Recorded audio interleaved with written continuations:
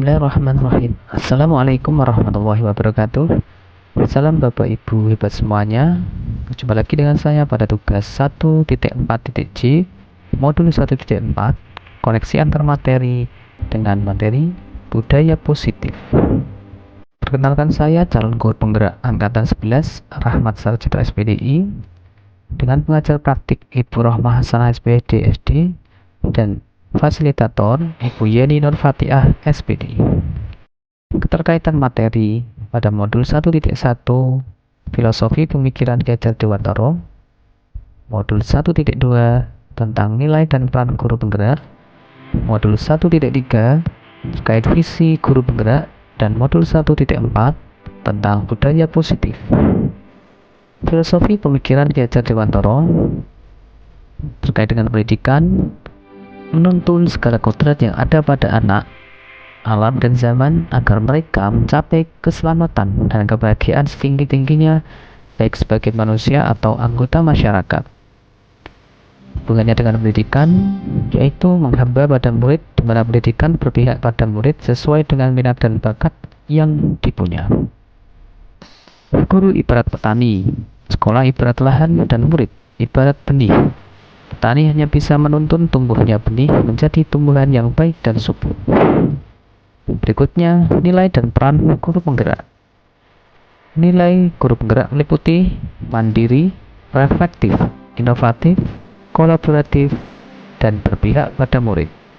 Sedangkan peran guru penggerak menjadi pemimpin pembelajaran, mendorong kolaboratif, mewujudkan kepemimpinan murid, menjadi coach bagi guru lain, dan menggerakkan komunitas praktisi.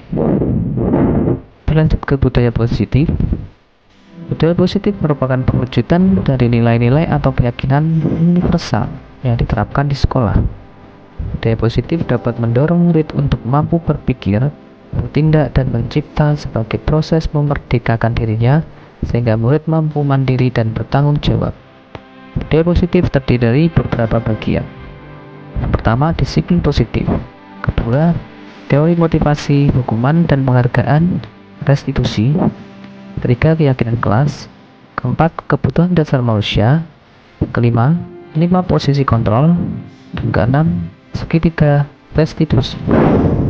Pertanyaan yang pertama, sejauh mana pemahaman Anda tentang konsep-konsep inti yang telah Anda pelajari di modul ini? Yang pertama, disiplin positif. Disiplin positif merupakan suatu pendekatan untuk menerapkan disiplin dalam diri murid tanpa hukuman dan hadiah.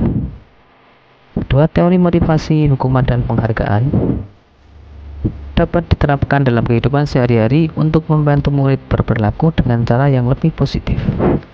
Berikutnya, keyakinan kelas.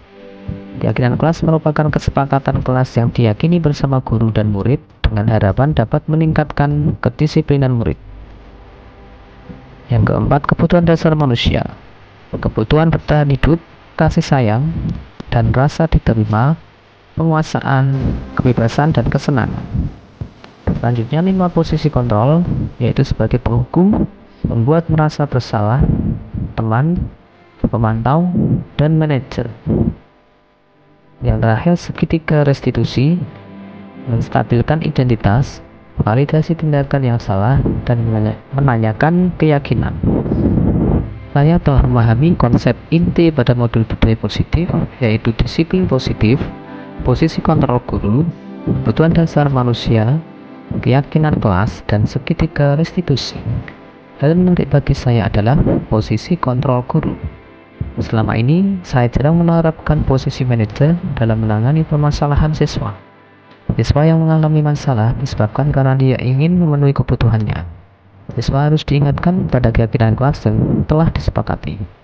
Untuk menemukan solusi permasalahan di luar dugaan, segitiga restitusi dalam menyelesaikan masalah membuat siswa menjadi lebih kuat keyakinannya, bisa mengambil pelajaran dan masalah, dan memperbaiki diri. Melalui restitusi, hubungan siswa dengan pihak yang bermasalah dapat teratasi, dan fokus guru adalah menguatkan karakter siswa. Pertanyaan yang kedua, perubahan apa yang terjadi pada cara berpikir Anda dalam menciptakan budaya positif di kelas maupun sekolah Anda setelah mempelajari modul ini? Perubahan yang terjadi pada cara berpikir saya adalah cara memandang siswa yang bermasalah. Sebelumnya, saya lebih memandang siswa bermasalah sebagai sumber masalah, sehingga perlu diberikan konsekuensi. Setelah mempelajari modul ini, saya lebih memandang siswa bermasalah karena memiliki kebutuhan yang ingin dipenuhi. Siswa tidak perlu diberi hukuman, tetapi dikuatkan keyakinannya untuk perbaikan diri menjadi lebih baik ke depannya. Pertanyaan yang ketiga, pengalaman seperti apakah yang pernah Anda alami terkait penerapan konsep-konsep inti dalam modul budaya positif, baik di lingkungan kelas maupun sekolah Anda? Dalam membuat kesepakatan kelas, sedapat mungkin saya menggunakan keyakinan yang sifatnya universal, seperti bertanggung jawab, mandiri, menjaga kebersihan, tepat waktu. Dalam menyelesaikan masalah siswa, saya memandang siswa sebagai pribadi yang unik, yang memiliki potensi dan kebutuhan berbeda-beda, sehingga solusi masalah juga berbeda tergantung keyakinan siswa untuk memperbaiki diri. Di lain hal, ketika saya menghadapi murid yang tidur saat proses pembelajaran, terutama saat jam pelajaran terakhir, saya coba menggunakan langkah-langkah segitiga restitusi, yaitu menstabilkan identitas, validasi tindakan yang salah, dan menanyakan keyakinan. Pertanyaan yang keempat, bagaimanakah perasaan Anda ketika mengalami hal-hal tersebut?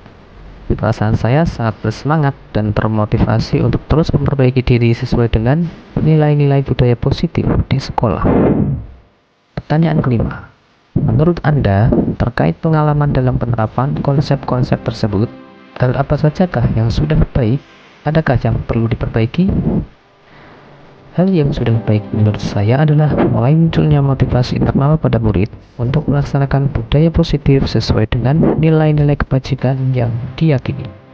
Yang harus diperbaiki adalah posisi guru haruslah posisi sebagai manajer. Kemudian pertanyaan yang keenam, sebelum mempelajari modul ini, ketika berinteraksi dengan murid berdasarkan 5 posisi kontrol, posisi manakah yang paling sering Anda pakai? Dan bagaimana perasaan Anda saat itu? Setelah mempelajari modul ini, posisi apa yang Anda pakai? Dan bagaimana perasaan Anda sekarang? Apa perbedaannya? Sebelum mempelajari modul ini, saya sering memposisikan diri sebagai penghukum dan pemantau. Menurut saya saat itu bahwa dengan memberikan hukuman ketika murid melanggar kesepakatan adalah cara yang paling efektif dalam menangani kasus tersebut. Harapan saya mereka tidak mengulanginya kembali, tapi ternyata terulang lagi dan lagi. Setelah pelajari modul 1.4, mulai sekarang dan kedepannya saya ingin menjadikan peran saya sebagai seorang manajer dalam menyelesaikan masalah murid. Sekarang saya merasa lebih bisa mengontrol emosi dan bahagia karena bisa membimbing siswa agar dapat menemukan solusi sendiri atas permasalahan mereka. Perbedaannya adalah dari segi emosi, guru, dan respon murid. Sekarang ke pertanyaan yang ketujuh. Sebelum mempelajari modul ini, pernahkah Anda menerapkan segitiga restitusi ketika menghadapi permasalahan murid? Jika iya, tahap mana yang Anda praktekkan dan bagaimana Anda mempraktekkannya? Jawab, pernah. Namun saya hanya menggunakan satu tahapan saja, yaitu menstabilkan identitas dengan memberikan pertanyaan. Setiap orang pasti pernah berbuat kesalahan, atau tidak ada manusia yang sempurna.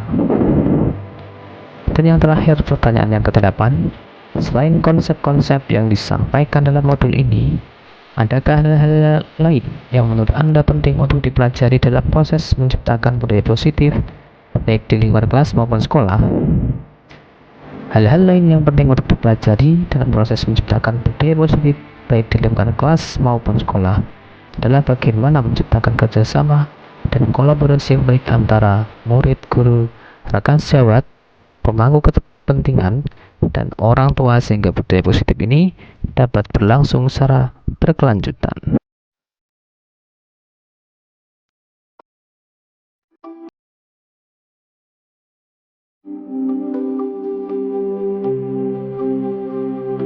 Terima kasih Bapak Ibu hebat semuanya.